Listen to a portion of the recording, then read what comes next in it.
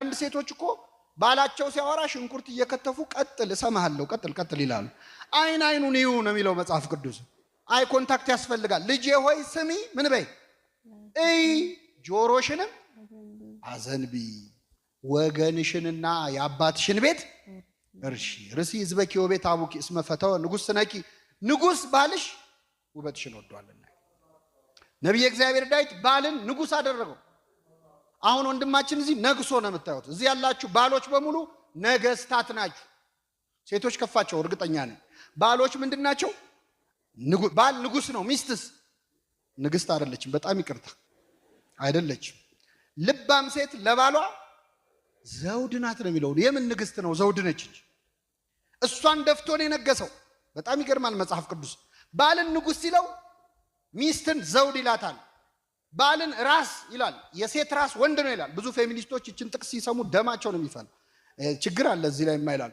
የሴት ራስ ወንድ ነው ይልና የቤተ ክርስቲያን ራስ ክርስቶስ ነው፣ የክርስቶስም ራስ እግዚአብሔር አብ ነው ይላል። የክርስቶስ ራስ ማን ነው? አብና ወልድ ይበላለጣሉ እንዴ? የክርስቶስ ራስ እግዚአብሔር አብ ነው ሲል አብ ከወልድ ይበልጣል ማለት እንዳልሆነ ሁሉ የሴት ራስ ወንድ ነው ሲባልም ወንድ ይበልጣል ማለት ነው። አንዳንድ ሴቶች ሴት ልጅ ረዳናት ሲባል አሲስታንት አድርገው ነው የሚያስቡትና ቅጥል ነው የሚሉት። ሴት የወንድ ረዳናት ማለት እኮ ሴት ከወንድ ታንሳለች ማለት አይደለም። አዎ ሴት ልጅ የወንድ ረዳት ናት። ነቢየ እግዚአብሔር ዳዊት ደግሞ ሲጸልይ ምን አለ መሰላት? እግዚአብሔር ረዳቴ ነው አለ። እግዚአብሔር ምኔ ነው? እና ዳዊት እግዚአብሔር ከኔ ያንሳል ማለቱ ነው እንዴ? አይደለም።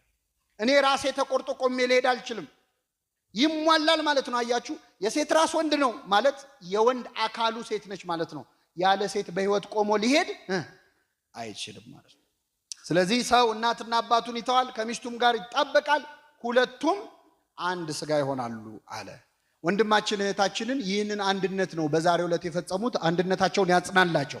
የመጨረሻ አንድ ነገር ልመርቅ። አሁን የተወሰኑ ሽበቶች እያወጣው ስለሆነ ምርቃቴ እየደረሰ ነውና ብመርቅ ይሻላል። ቅዱስ ዮሐንስ አፈወርቅ ነው የመረቀው። ባልና ሚስቱን እግዚአብሔር እንደ አይንና እንደ እጅ ያድርጋቸው። አሜን በሉ። ግን ምን ማለት እንደ አይንና እንደ እጅ ማለት? እኛ የለመነው ምርቃ ምንድን ነው? የአብርሃምና የሳራ ያድርግላቸው። የአብርሃምና የሳራ ጋብቻ ማለት ምን ማለት ነው? የአብርሃምና የሳራ ጋብቻ እንደዚህ ዲኮር ነበረው?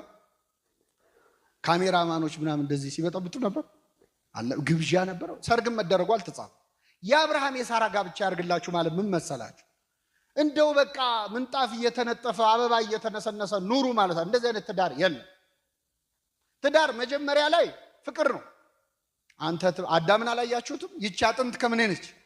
ይቺ ስጋ አጥንቴ፣ ስጋዬ፣ አካሌ፣ ሰውነቴ፣ አንጀቴ፣ ጨጓራዬ አላት መጀመሪያ ላይ። ትንሽ ሲቆዩ ምን አለ? የሰጠኸኝ ሴት አለ። ምን ያልከኝ ሴት?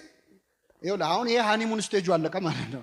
ሃኒሙኑ ሲያልቅ የሰጠኸኝ ሴት ከዛፉ ሰጠችኝና በላዋል። አረ ሚስት ነች አካሌ ስትላል ነበር እንዴ ቅድም? አጥንቴና ስትል የሰጠኸኝ ሴት አለ። ስለዚህ አሁን ጋብቻ ሄዶ የሰጠኸኝ ሴት ስቴጅ ላይ ይደርሳል። ያኔ መሀል ላይ ማን መኖር አለበት? እግዚአብሔር መኖር አለበት። የአብርሃምና የሳራ ጋብቻ እንዴት መሰላችሁ? አብርሃም ያጣ የነጣ ድሃ ነበር።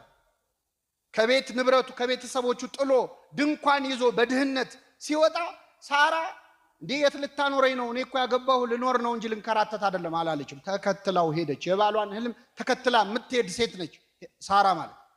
የሚገርማችሁ በድህነት ከሱ ጋር ስትንከራተት ከአንዴም ሁለት ጊዜ የሀገር መሪዎች ሊያገቧት ጠይቀዋል። የግብፅ ንጉሥ ፈርዖን ወዷት እችን ሴት ማግባት አለብኝ ብሎ ነበር። የጌራራ ንጉሥ አቤሜሌክ ላግባት ብሎ ነበር። ከአንዴም ሁለት ጊዜ ከሀገር መሪዎች ይልቅ ድሃውን አብርሃምን መረጠች። እንዲህ ያለውን ፍቅር ያድላቸው። አሁን በዚህ ዘመን አንዲት ሴት ባሏ ድሃ ቢሆን የሀገር መሪ ጠቅላይ ሚኒስትር ወይ ፕሬዝዳንት ወይ ንጉሥ ላገባሽ ቢላት እምቢ ትላለች? መልሱልኝ። እሺ አንዴ ትላለች፣ ሁለቴ ትላለች። ሁለተኛው ላይ እኔ አንተ አየው ለውጥ የለህም፣ አትሻሻልም፣ አንተ የሚለፍልህ እኔ ማሳልፍልሃለሁ፣ ትረዳኛለህ፣ መቼስ አንደርስታንድ ታደርጋለህ ነው የምትለው። ሳራ ግን ሁለት ጊዜ ድሃውን አብርሃምን ተከተለች። እንዲህ ያለው ፍቅር ያድላቸው። አብርሃም ሲዋዛ ሰው መሰላችሁ እንዴ? አብርሃም ሚስቱ ሳራ ሳትወልድ 90 ዓመት ነው የታገሳት። ስንት ዓመት? 90 ዓመት። እሷ መታገስ አቅቷት ከገረዷ ወለድ አለችው። ምናልባት ከሱ ከሆነ ችግሩ ብላ ቼክ ልታረግም ይሆናል። ከገረዷ ወለደ። አስወጣልኝ አለችው፣ አስወጣላት። 90 ዓመት ሙሉ አንድ ቀን ፊቱን ሳያጠቁርባት ሳራ ታገሳት። የታገሰ ከሚስቱ ይወልዳል ይባላል። የታገሰ ከማን ይወልዳል? በ90 ዓመቷ ልጅ ያገኘች።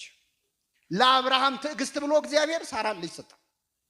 ምናልባት በ90 ዓመት ወለደች ሲባል ምን ያደርግላታል ከዚህ በኋላ? አሁን 90 ዓመት ወልዳ እንደው ትንሽ ቀደም ቢያደርገው እግዚአብሔር እንላለን እኮ አንዳንዴ።